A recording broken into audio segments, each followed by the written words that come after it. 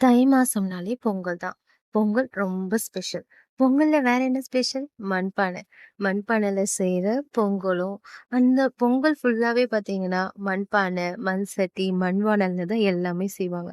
அதில செய்ற எல்லா டிஷ்ஷஸுமே டேஸ்ட்டா இருக்கும். சரி, ஓகே, மண்பாண்டங்கள் எங்கெங்க செய்றாங்களோ, அங்க போய் எக்ஸ்ப்ளோர் பண்ணலான்னு விழுப்புரம் டூ கோலியன்நல்லூர் ரோட்ல இருக்க ஒரு ஃபேமஸ் பிளேஸ்க்கு நாங்க போயிருந்தோம். மண்பானைகள், அதுவும் மண்ல வந்து டிஃப்ரெண்ட்டா நெறைய வெரைட்டீஸ் வந்து செய்வாங்க. எல்லாமே புதுசா இருக்கும்.